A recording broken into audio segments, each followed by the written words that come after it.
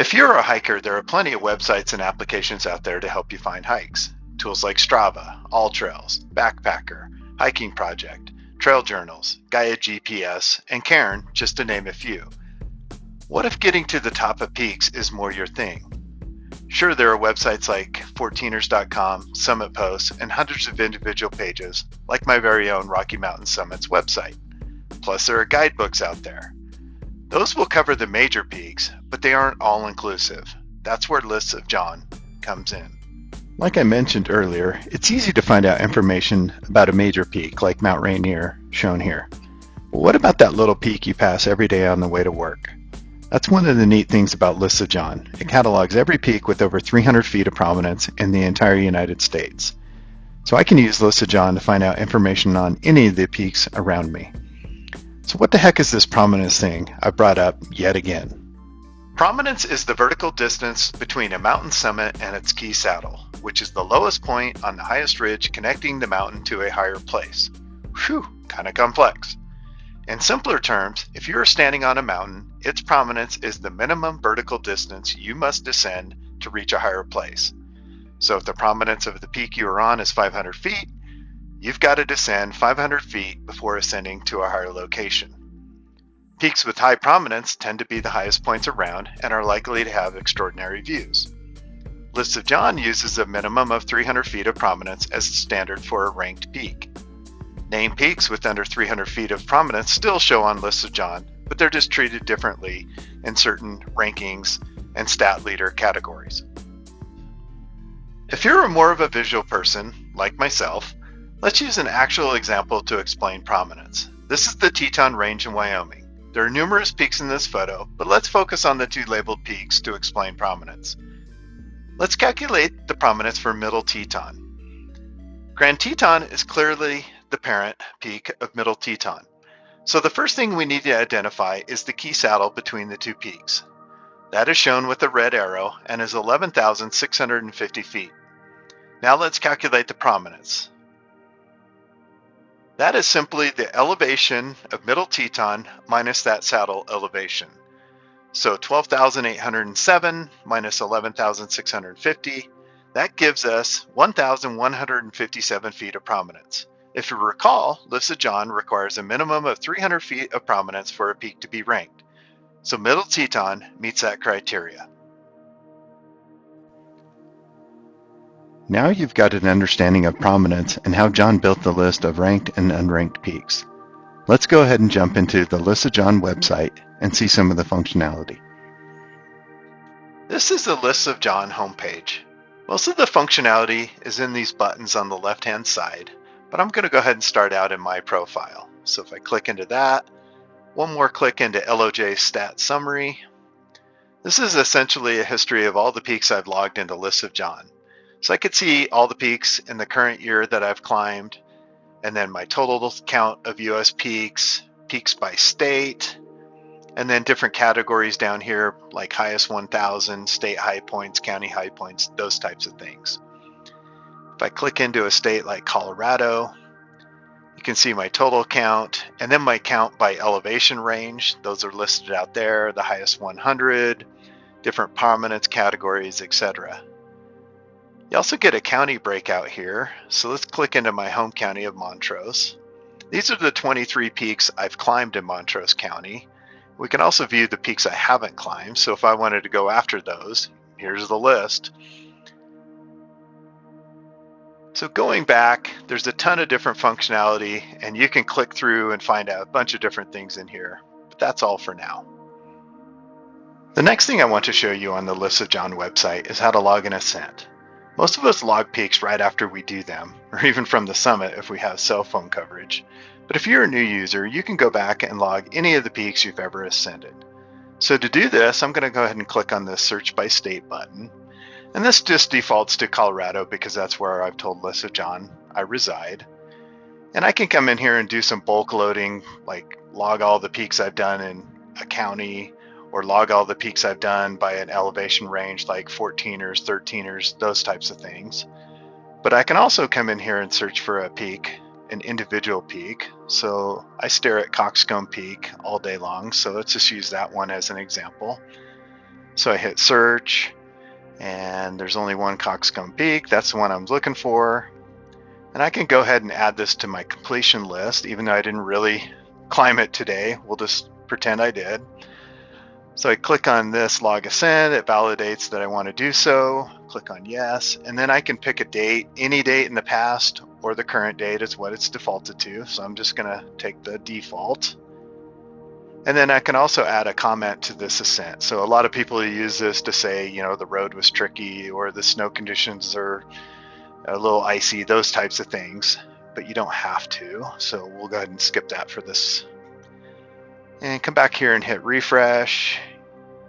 You can see my name now shows up as having ascended the peak. I didn't really actually climb it today, so this will be a good example of how to delete an ascent. So click on edit, and then I've only got one ascent for that peak added here, so I can go ahead and remove it by hitting delete. So that's kind of a 360 view on how you can go find a peak, mark it as ascended, and then if you make a mistake, go in there and delete that ascent as well.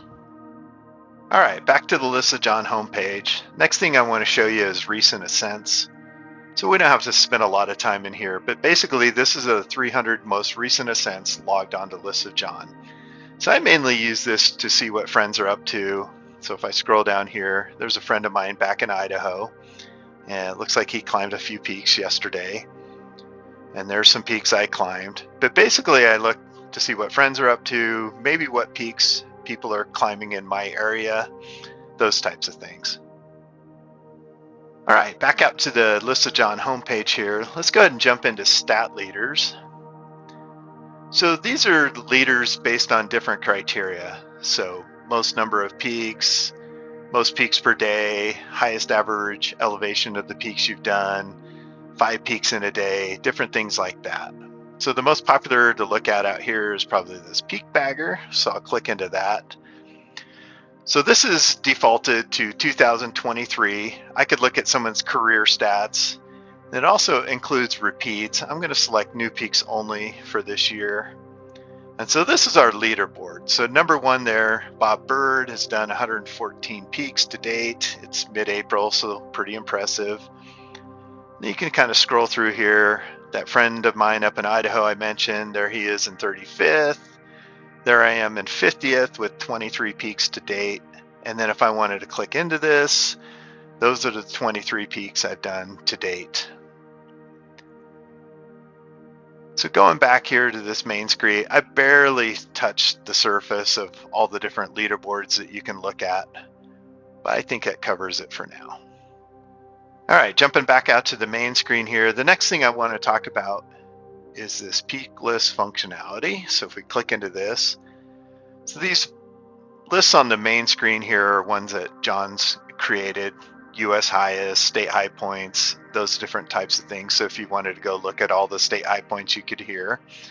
The one I like is this user generated custom list. So if we click into this, you get multi-state lists. So all the US ranked 14ers, that'd be in Colorado, California, Washington, etc. And then as we scroll through here, you see there's a ton of different categories and lists out here. So now we're starting to get into the state-specific lists. And then I'm going to go ahead and scroll into Idaho. I used to live up there.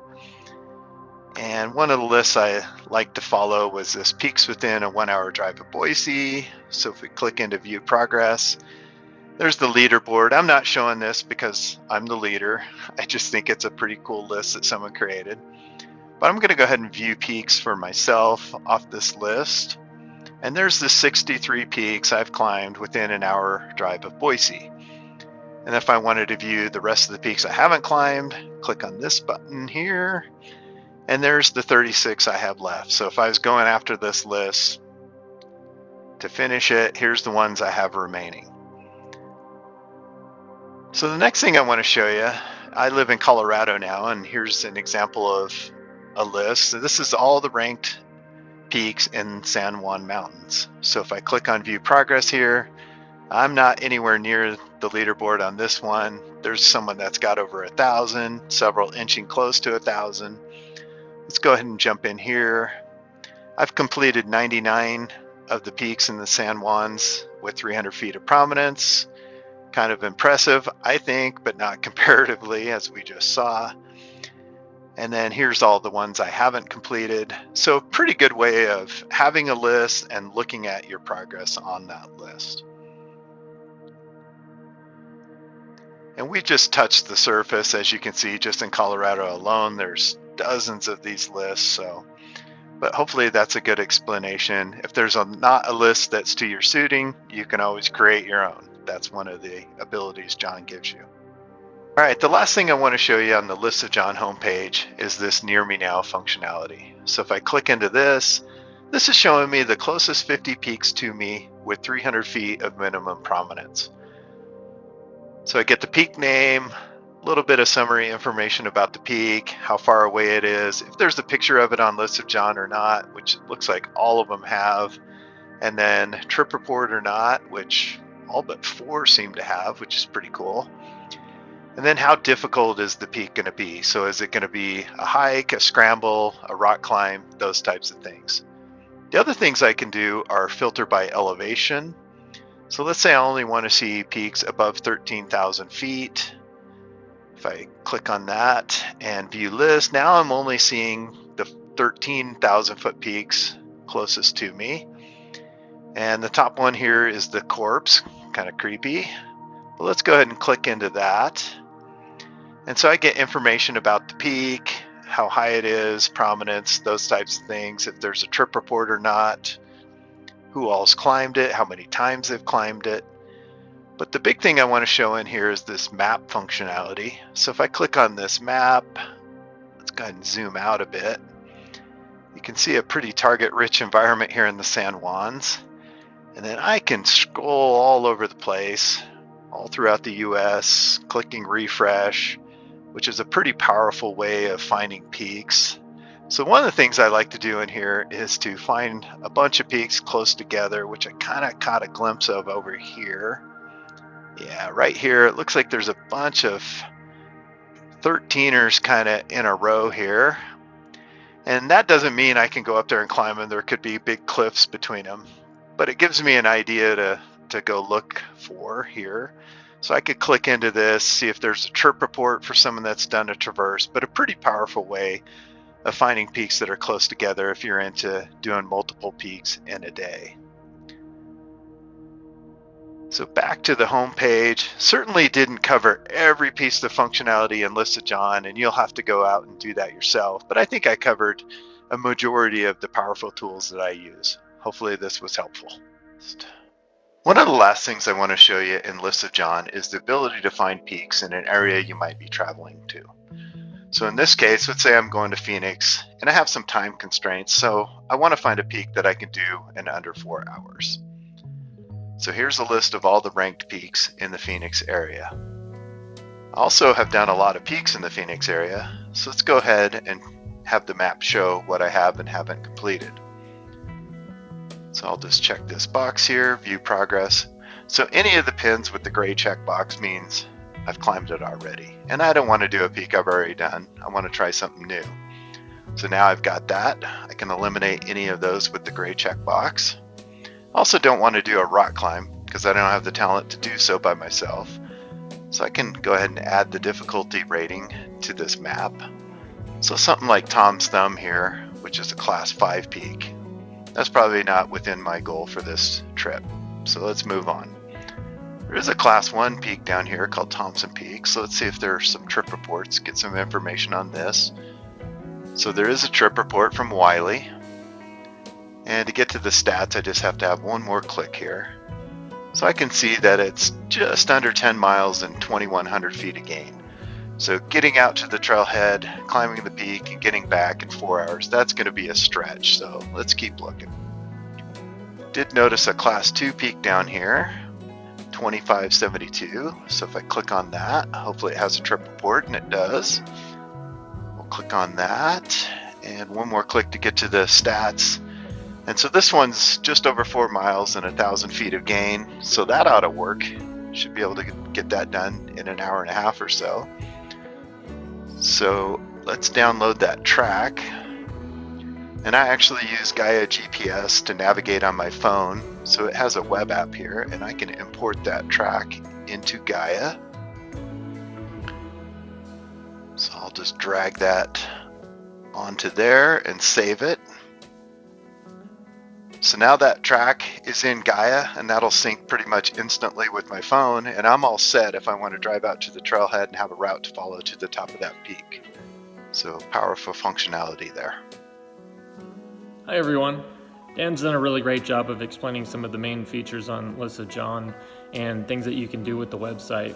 If you ever have any questions about how something works, or if you have a feature request, just in general any question about the site at all, you can use the link that's in your member profile page that says ask a question, and that'll email me directly, or you can email me at info@listofjohn.com. Thanks for watching.